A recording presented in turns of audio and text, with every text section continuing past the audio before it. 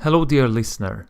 Just before I start, I wanted to thank you for your interest to my podcast. With this podcast, I really try to share the best procurement practices to people like you, to the professionals who are working with procurement, purchasing, supply chain management. And I hope you like it, and I hope you will spread a good word around this podcast and let other people hear about it. Please rate and review this podcast to let as many people as possible know about it. Thank you. Hello and welcome to Future Procurement. My name is Robert Freeman, and today in our podcast we continue talking to Rémy de Lavergne, purchasing manager with 20 years of experience working today with transport and logistics and indirect purchasing.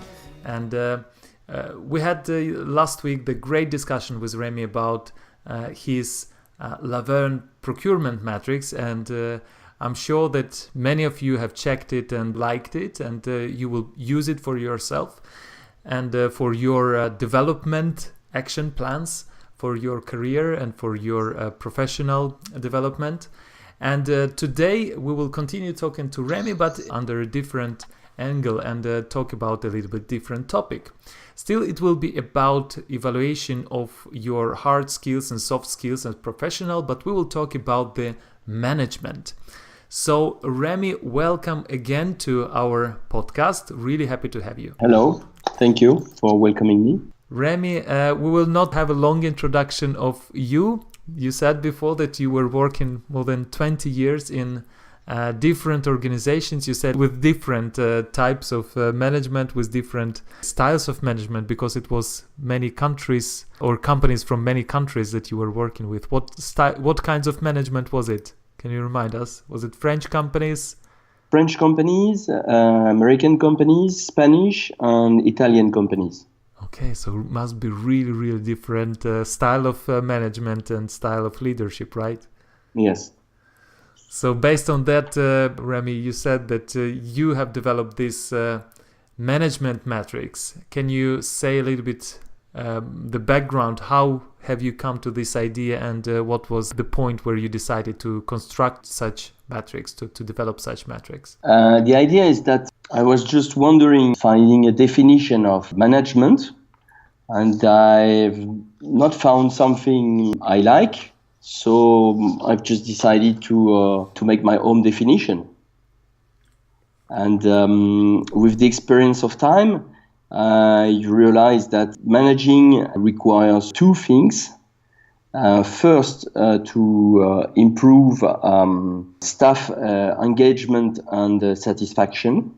Right. And from another side, of course, staff performances. As a manager, someone doing management, you need to improve both at the same time, which is quite difficult. Very interesting. So you have divided the areas of expertise for a manager for kind of business-related, KPI-related, and second part was people-related or people agenda? Yes, I try to qualify.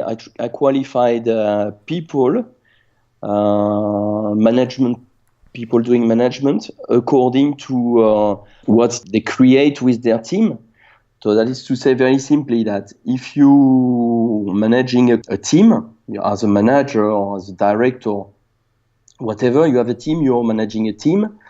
If the satisfaction, the engagement of your team is decreasing, and at the same time performances are decreasing, I qualify this type of management as a type of people as incompetent. It's very simple.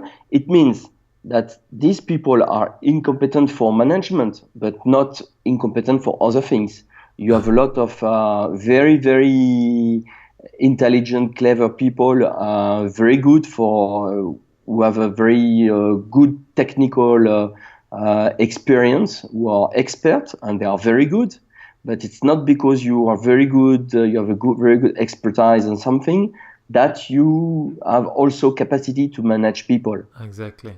And I think this is kind of like an old school approach that if you are good professional or specialist in whatever field then you are becoming the manager of some department or some amount of people. I mean, it's completely different. I mean, managing Yes. people and managing your own tasks is completely different things. If you are a good professional, it doesn't mean that you will be a good manager. Yes, exactly. Because the old approach was, I think, if you are doing something very good, then you can teach people doing this because, as you know very well what you're doing, you can teach other people what they are doing. But in reality, it's not really the truth. And about that, what I think is that in companies globally, many companies did not understand that management is a real job. Like you're a salesman, it's a job. You're a buyer, it's a job. You're a policeman is one job. A doctor is one job. And manager, it's another job. Not everybody wants to be manager. There are some people they don't want. So that's great. If you don't want to be manager, you're not obliged to be manager. You can be many things without being manager and do many interesting things. That was kind of a fashion. If you really want to be successful, you should become a manager. And yeah, it is kind of a pressure that is persisting in many societies and in many companies. But it's very nice what you said. You can be a good professional, but you can be not willing to become a manager. Why? It's completely different tasks. I like it. So it's completely different job. Yes, you can be a very highly qualified expert, and you're not managing anybody, but you're doing very interesting things, and you have a very strong impact on what you're doing because you're a high-level expert. So there are many possibilities to do very interesting things without being a manager. And if everybody wants to be a manager, there will be nobody to manage. I like it. So the better is that people who want to do management and can do it, do it. Exactly. That's very so simple. For our listeners, if you are feeling that you are a manager today and you feel like you seriously harm the company, or you're creating a lot of problems and you at the same time feel so bad, then maybe you should revisit and think if you really want to be a manager. Maybe this is something not for you. Maybe you have become a manager just by some coincidence, and it's not something that you should do in your career, and vice versa. Yeah. Maybe if you are a bad professional but want to be a manager because you are very nicely leading people and delivering the result by delegating to other people, maybe it's a good way for you to become a manager. Nevertheless, you are a bad professional. Yes. Right? And as I explained in my article, I wrote an article to explain this matrix, but unfortunately for the moment it's only available in French. I said first is if you're managing, first is to understand what type of manager you are. And if you really notice that the people are not satisfied and performance are going down, if you're seriously harms the company.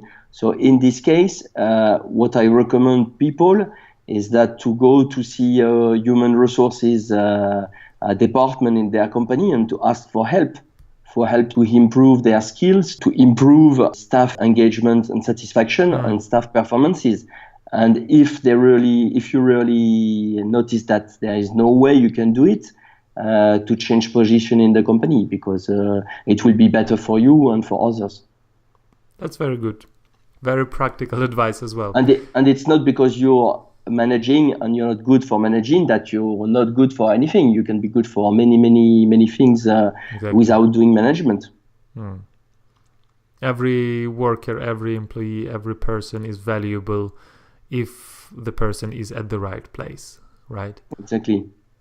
Good. So staff engagement or staff satisfaction and the performance of the business. If we come to the manager 2.0, can you elaborate what kind of manager is that? Yes. Just to precise, it's staff performances, not company performances. It's more or less the same, but the words are very important. Okay. I prefer to say staff performance, because I want to say that in the company, you have people, and people are working, and their performances all together make the global performance of the Okay. company. And it's a human approach of the management. And I do want to say staff performances and not company performances, which is quite similar. Sorry for that. So No, it's not a problem. staff performance is important to keep this wording. So performance of the people you manage, right? But indirectly, it's the same, because when you have a Exactly. very performant staff, then normally you have a very performant company. So it's Exactly. the same. It's a good point. Thank you. So very simply, the incompetent for management, there are some characteristics. It's generally someone who fear, someone hesitant or stubborn, someone who demotivates other, he undermines other, is unrealistic, sometimes unfair, close-minded, he hardly listens to other, is not friendly. Friendly is just to say hello, to say thank you, Okay. and it's some basic. Just to say hello, thank you. It's basic words of management. Exactly. Also, it doesn't delegate. And this is also, as we started to talk about the incompetent type of management, we said that often people who were good performing professionals are becoming the managers.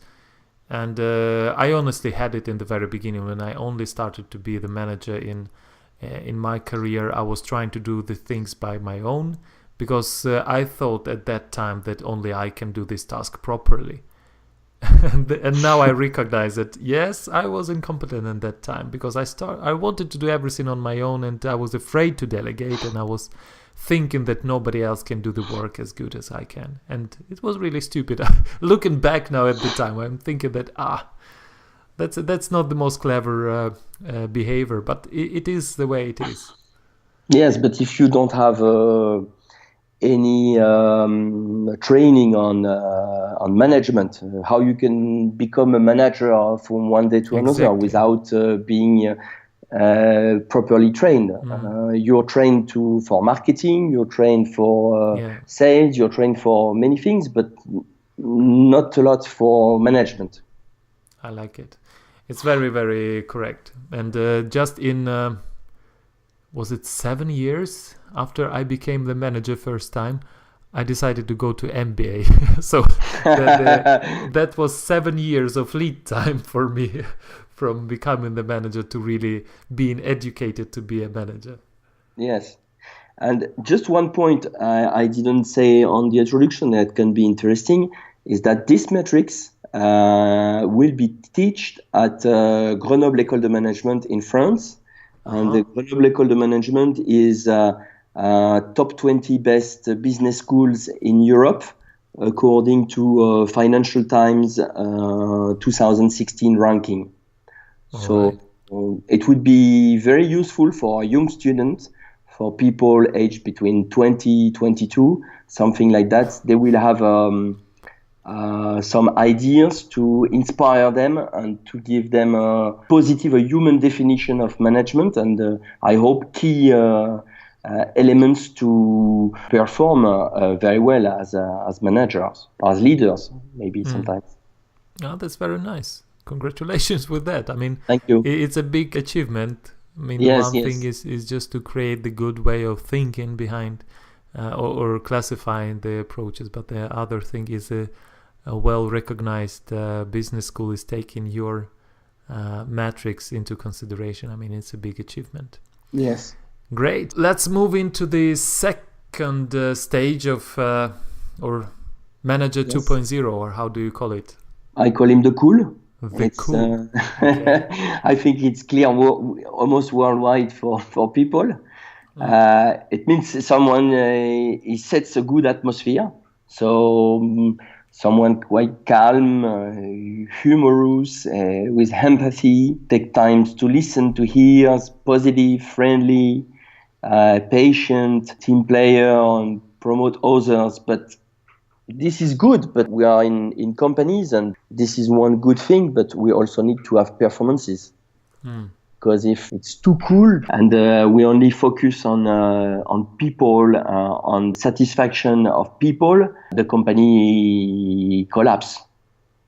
In the long term, go right? bankrupt. In long term, yes, they go bankrupt because for the beginning it may sound as a very cool thing, as you describe. You see, that's a proper word, cool.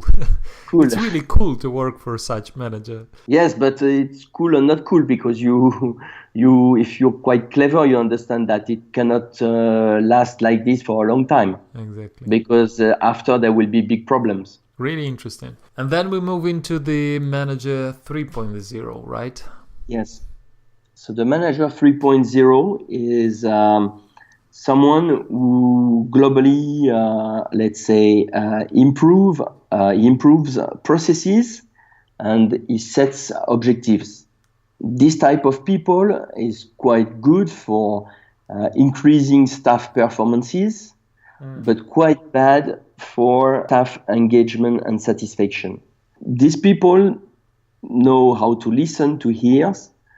They know how to evaluate staff and situations.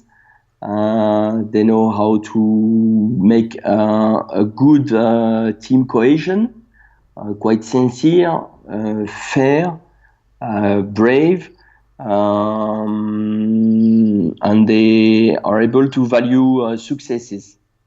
But this type of people is not very good for staff engagement and satisfaction. So it's very much KPI driven or result oriented. Yes. Yes. Without really having a human face on that. Or... Yes. Right. But probably once again we discussed this on the last episode of the podcast. About the procurement. Probably there are some areas where these kinds of manager are also like very valuable, right? Yes. I thought about maybe crisis management in really tough times. Yes. Probably this kind of very, straightforward kind of management, very much, as we say, KPI oriented or results oriented is something that companies need in a really, really crisis time. Yes. I think when there is probably very tough times, maybe for a very, very short period of time, it's necessary to have this type of people. Interesting. So I'm very curious to know now about the manager 4.0. What kind of manager is it, and is it like the biggest level of maturity, or according to my definition, yes. Because it's really possible to think that all people who want to manage have capacity to increase staff engagement satisfaction and performance and staff performances at the same time. I do believe it is possible, and I call them the leader. But when I say leader, it can be a small leader, a medium-sized leader, or a big leader. Yeah. It's not because you say a leader that you're a CEO of a 10,000 employees company. You can be a leader just being the manager of managing 10 people. Yeah. Because to be a leader, you need to have a project. You need to be visionary at your level. You need to have a project, and you need to propose this project to your team. You need to share this project with your team, and you need to help all the people in your team to develop the talents of everybody in the team. Right. And to do it so as to reach the project, the vision, the quickly and the better possible. That's very interesting, and very nice what you said, that don't think that the leader is something that is only on the highest positions, and any sort of manager can be a great leader? Or, I mean, there are many pictures like this in LinkedIn and everywhere, that difference between the leader and the manager, right? And Yes. of course, we can talk about this forever, but it's very nice what you said, that the person who is developing the talents and who is a visionary, at the same time keeping track on the good results and good staff performance, as you said. Yes. So as I said very clearly, is that you can be a leader for doing management for 10 people, for 1,000 people, for 10,000 people, or if you go on politics, you can be a leader for hundreds of millions of people. If you're president of United States or of a very big country or China, you can be a leader. So, but the leader is the people who can do both staff engagement satisfaction and staff performances. And so I think many people can be leader if they are properly trained and if they have good capacities. Great. So we came through all four types of leaders or managers, sorry, according to your Lavergne Management Matrix. And maybe to sum it up, can you say just in short, in bullet points, what are those levels or what are those types of the management that you said based on staff engagement and staff performances? For leaders? Yeah. Okay, so for leaders, very simply, it's someone who's, as I said, with a vision, developing talents, the talents of his staff, and he has good capacities to listen, to hear, and to understand quite fast. It's someone quite open-minded. He needs to have some charisma and to be highly confident on what he's doing, because if you don't believe on yourself, people feel it, and it's very not possible to be, very difficult to be a leader if you don't believe in yourself, because if people believe in you, you need to believe in yourself, because if you don't believe in yourself, it's very difficult to attract people and to say, follow me, and they feel he is not sure of what he's doing. Super. Thank you so much, Rémy. It's really, really interesting. And we attach the links to your profile in case of people have some more questions about this matrix. And also, dear listeners, remember last week we had the Lavergne Procurement Matrix, which also hopefully you already started to use also for your own development. Please get in touch with Rémy for more questions if you have. And once again, we remind that this tool, Lavergne Management Matrix, will be introduced or already is introduced to Grenoble Business School, right, in France? Exactly. It will be introduced in September, so this month. For our listeners who speak other languages, I know that there are many more translations of this matrix. Can you say it and can you share it with our listeners as well? Yes. For the moment, this matrix is translated into 9 languages: English, Spanish, French, Hindi, which is one of the national language of India, Arabic, Russian, Ukrainian, Polish, and Catalan, which is a regional language in Spain and the national language of the state of Andorra. Exactly. And very soon there will be a translation also in Chinese, Portuguese, and German. Wow. I believe with these languages you will cover like half of the globe. I made the calculation with these 9 languages plus Chinese, Portuguese, and German. We should cover more than 70% of the world population. It's incredible.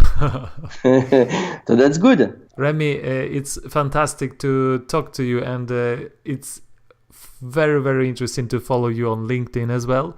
And this is actually how I got in touch with you. For our listeners, please also follow Rémy on LinkedIn, and very, very interesting materials from him. And for this episode, I think we should say thank you, Rémy, and we will attach all those references and the matrix itself to the show notes so that our listeners can also get involved in this idea and into this way of evaluating the management types of management, right? Just two more things to conclude. First, you can use this matrix like a SWOT matrix. So you, as a manager, you can just think within your team what you're doing that can have an impact on your staff engagement and satisfaction, and performances, or just on performances.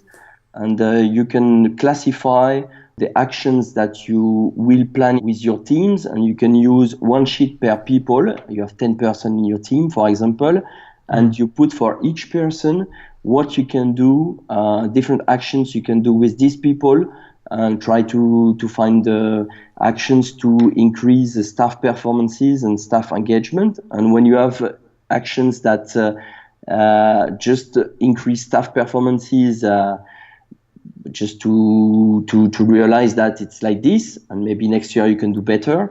And if you have actions that can demotivate people and can lower their performances, it's also good to realize that what you can do to improve.